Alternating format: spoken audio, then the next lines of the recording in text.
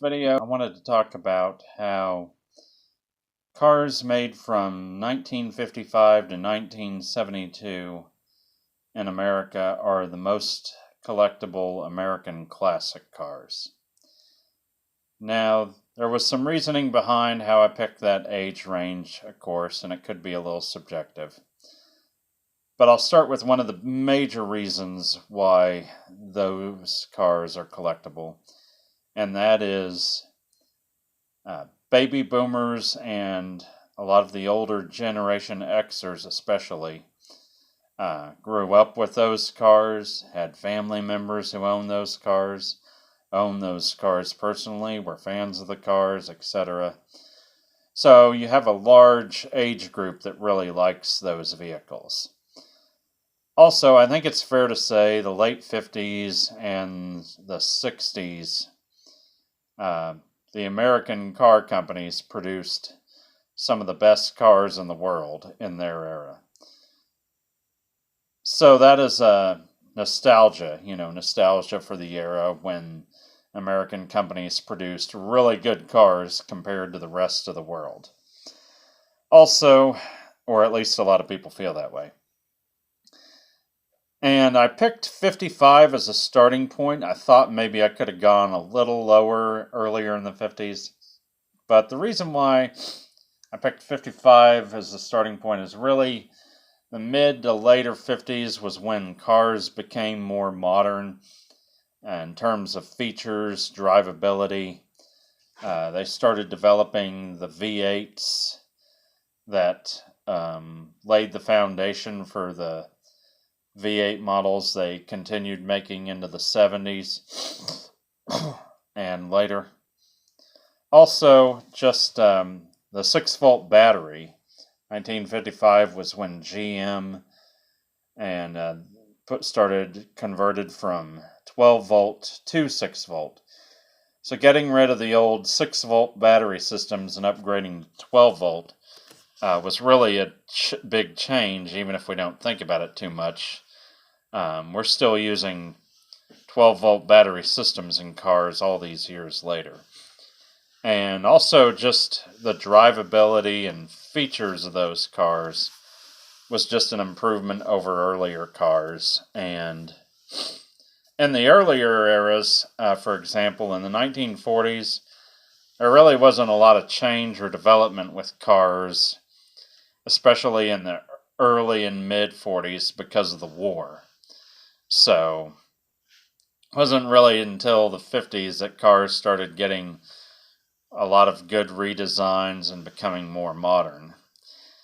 Now, as far as why I capped it at 72, a couple of reasons why I don't think a lot of the later 70s cars are very collectible is 1975 was the year when the catalytic converter was mandated for new automobiles, I believe.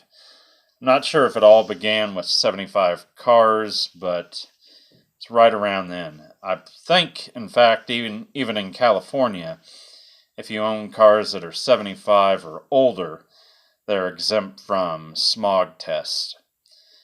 So obviously anything from mid to later 70s, you got to deal with emissions. So the fact that all these cars are pre-emission in that era, you don't have to worry about smog tests, that makes them more desirable. And also after starting in the early 70s was really when the American automakers started getting rid of some of the big block V8s that they were putting in cars in the late 60s and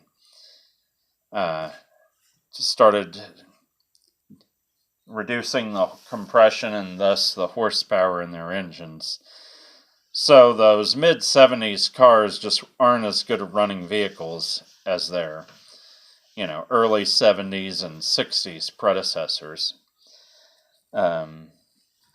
Plus, there was a rule that went into effect, a manufacturing standard that went into effect around 1973 called the 5-mile bumper rule. I won't really get into what all that entailed, but basically mandated a lot in terms of style and design. And also, other evidence that I think supports my argument that this era of cars was a great era for class American automobiles. Some of the cars that were made back then are still being made or have been made to this day, even though they've gone through different generations and revisions. Case in point, obviously, the Mustang. I got a model first generation Mustang that I'm using as a backdrop for this video, along with some nice fabric that was loaned to me for use. Thanks, Mom. So for those reasons, that makes these cars a lot more desirable than later 70s, 80s cars aren't very desirable. Some of the 90s cars, when American companies started improving performance again, got a little better. Also, I want to remember this video is talking about American classics, so other types. Oh, we got a cat coming through here. So, also, I think, when you go back to the earlier cars before this era with the 6-volt cars, some of those cars in certain decades had very good designs, but they are slower, more cantankerous.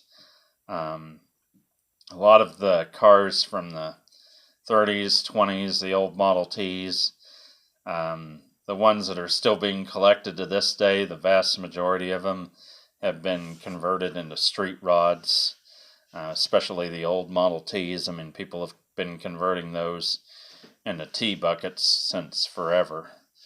So, those are just some of the major reasons why those cars are collectible, and if you're looking at collecting an American classic car, I would certainly consider a car from that era as one of the options. I'm sure you could find some good examples of some cars made before, maybe even a couple made a little later, but those are really the best years to look at, I think. So, and I think if you go around to a lot of car shows, you'll find those are pretty popular these days.